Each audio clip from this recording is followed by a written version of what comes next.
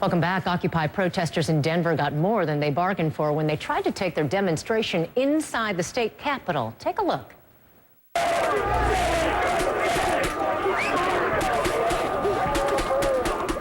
Police used pepper spray and rubber bullets to subdue protesters. More than 20 demonstrators were arrested last night.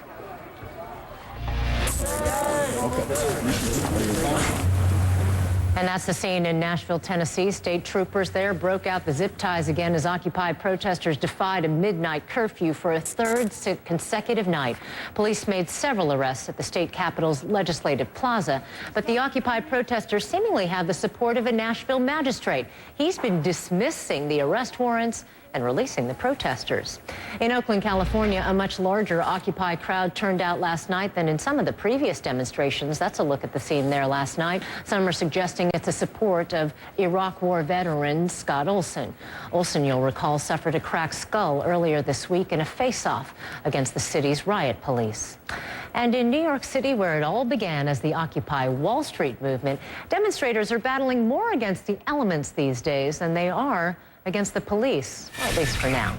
On Friday, citing safety concerns, the city's fire department confiscated numerous gas generators used for heating. Protesters, of course, are questioning the timing of all of that. One of CNN's eye reporters took these pictures here as the nor'easter blew into town, dropping thick, wet snow on the Occupy encampment in Zuccotti Park. Well, it's unlikely that Scott Olson is the only veteran of the Occupy. To see change. Well, Occupy protesters in Denver got much more than they bargained for when they tried to take their demonstration inside the state capitol. Take a look.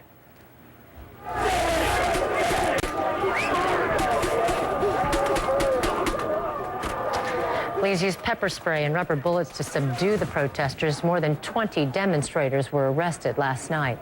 In Oakland, California, a much larger Occupy crowd turned out last night than some of the previous demonstrations. Some are suggesting it's in support of Iraq War veteran Scott Olson. You'll recall that Olson suffered a cracked skull earlier this week in a face-off against city police. To politics now, in a dead heat in the first presidential. Jim, thanks very much. The storm could bring a chill to those Occupy Wall Street protests at the same time that demonstrators in some cities are feeling the heat from the police.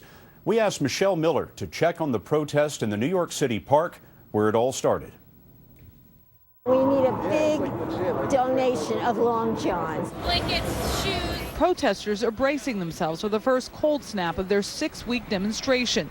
Jeff Smith has been at the Occupy Wall Street protest in Manhattan since the beginning. The cold weather will, in some ways, help us, find out who's actually serious about this movement. Ellis Roberts has been here for a month. Sleeping bags are illegal in the park, so if they enforce that, we're going to cut armholes in them and call them jackets. The cold is just one of a growing list of problems for the Occupy movement. The whole world is watching. Dozens were arrested as protester camps were cleared in Nashville and San Diego. Both cities cited rising police overtime costs and concerns about sanitation and safety. Protesters in New York took cell phone video as the fire department confiscated their 6 generators, pulling the plug on lights, hot plates, cell phone chargers, and laptops. But Stacy Sortzatsos hopes the inconveniences keep coming. Just when things started getting better, we had the situation with the Occupy Wall Street happen, which actually killed our business. Her sandwich shop is across the street from the Occupy Wall Street camp. How much of your business has dropped off? I have to say 40%. 40%? Yes. Nearly half? Nearly half. The key, if the snow does fall tonight, will be to stay dry. They have tarps to shield them from the rain and precipitation, pallets to raise them off the cold, wet concrete, lots and lots of blankets. Their sleeping arrangements will be huddled close together, 6 people deep. Michelle Miller, CBS News, Lower Manhattan. One of the loudest protests against the status quo is coming from Republican presidential candidate Herman Cain, and it's taken him to the top of the poll. A threat of gang violence, a weekend known for rioting, plus Occupy protesters on campus combined for a perfect storm of potential chaos in Eugene. Occupy Eugene moved to university property last night and will be camped there at least through the weekend. KVAL's Katie Boer is in the studio to explain how school officials are handling the crowd of protesters. Well, Dave and Jen, the university is working with the protesters, even providing lights, porta potties, and fencing at campus-owned spots near the mill race. At the same time, they've emailed students warning them to be on guard about visitors on campus. Now, the email asks students to walk in pairs, avoid arguing with protesters, carry a flashlight at night, and stay in well-lit areas. But most students told us those are precautions they take anyways. I wasn't scared. I was a little cautious when I heard they were coming on campus when they were out in the quad. Knowing that DPS and Eugene police have moved them so quickly, they've been able to contain the crowds. I don't feel unsafe. I personally agree with what they're doing. I mean, I'm part of the 99%. However, not everyone is happy Occupy is on campus. A parent emailed KVAL angry that her student at the U of O may be put at risk because of protesters. Another viewer asked if the cost of hosting Occupy will be passed on to students. We asked how much dealing with Occupy is costing the university. Spokesman Phil Weiler says they are still completing the total cost. The university told me today the protesters can stay in the mill race until Monday. After that, they need to move. Well, the school across the country and a lot of Americans who are sympathetic to this Occupy Wall Street protest movement are tonight rallying around a 24-year-old Iraq War veteran who was seriously injured during a violent confrontation with police in Oakland, California on Tuesday. Our report tonight from NBC's Miguel Almaguer.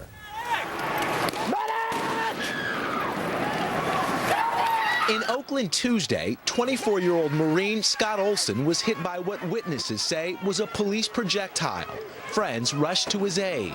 We asked him his name multiple times. What's your name? What's your name? He wasn't responding, so we took him to the medic. Olson, who survived 2 tours of duty in Iraq, was critically injured with a fractured skull. I was shocked that in this country they would do that to a peaceful protester. Scott was out here protesting peacefully. Oakland police tactics have come under scrutiny. We want to make sure there's a thorough and complete job and a complete comprehensive review is done of the incident. Like other veterans and thousands of protesters, friends of Olson say he was demonstrating against a wide range of issues. He's just expressing his First Amendment right and his conviction that the corporate greed and the wars in Iraq and Afghanistan need to come to an end.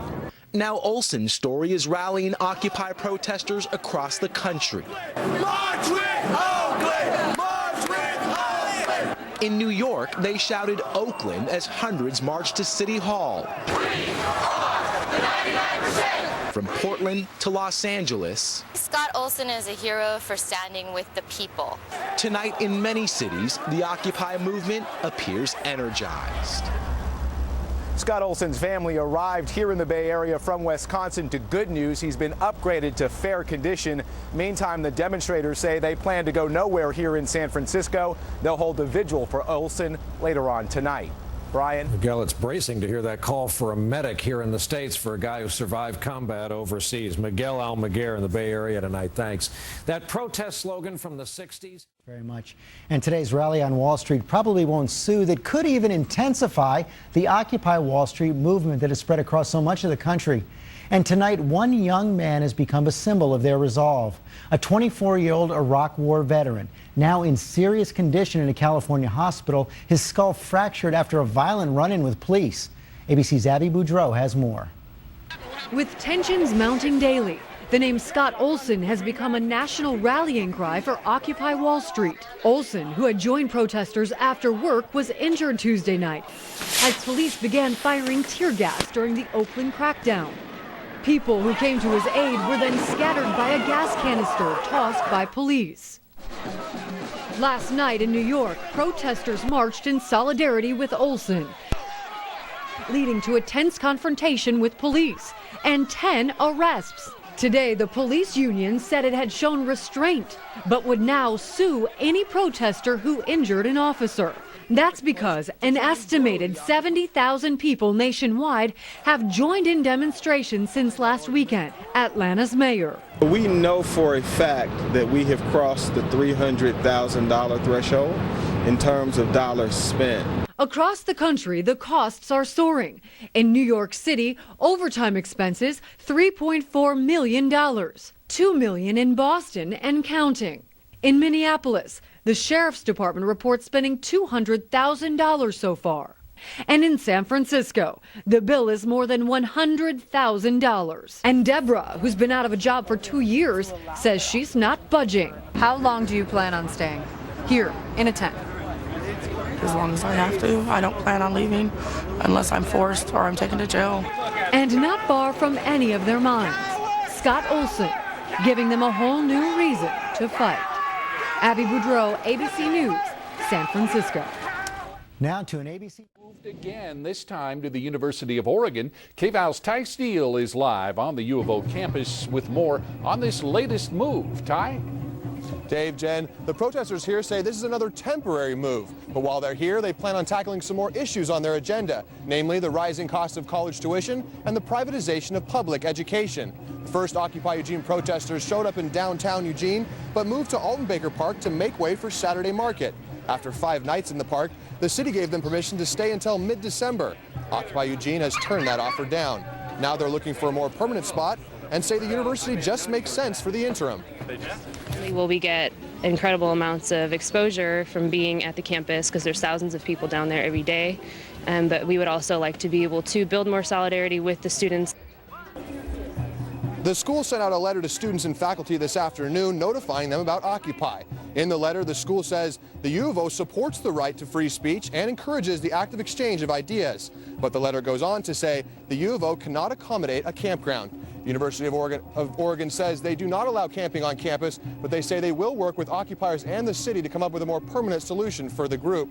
Now, the city and the University of Oregon is in a meeting right now deciding on what they're going to do and if they're going to allow protesters to stay here overnight. Live at the University of Oregon, I'm Ty Steele, KVAL News. Tonight, student debt is one of the big concerns of the Occupy Wall Street protest movement. And in Oakland, California, 85 people were arrested yesterday morning when police evicted them. Some were complaining about what they said were heavy-handed tactics used by police, who used tear gas and fired beanbag rounds into the crowd during the pre-dawn raid. Later in the day, things got even worse. Our own Miguel Almaguer is standing by in Oakland for us tonight. Miguel, good evening. Brian, good evening. Oakland is relatively quiet tonight so far. The plaza behind me has been home to demonstrators who have been protesting against corporate greed and other issues for the last 2 weeks. But last night, that protest came to an end after protesters and police squared off. Mayhem, violence, and blood spilled onto Oakland streets. Occupy Oakland protesters and police faced off for 6 hours. This after an early morning raid by hundreds of police officers forced nearly 300 demonstrators from their Occupy Oakland camp. What this is a gathering of working people trying to reverse a situation that has occurred that has kicked them out of their homes. Tear gas was volleyed into the air. They just started shooting off. And then after even the fact that everybody left, they kept shooting. As police say, rocks, bottles, even small explosives were thrown at them. More than 100 were arrested as the late-night crowd swelled to nearly 1,000. The decision to move was based on public health and safety due to defecation, fire hazards, sexual assault incidents, violent behavior, and the denial of access of medical aid. Oakland wasn't the only city trying to move out protesters. Across the country, in Atlanta, police in riot gear arrested 50 overnight. In Denver, occupiers were digging in. Even snow and the threat of hypothermia didn't deter demonstrators there.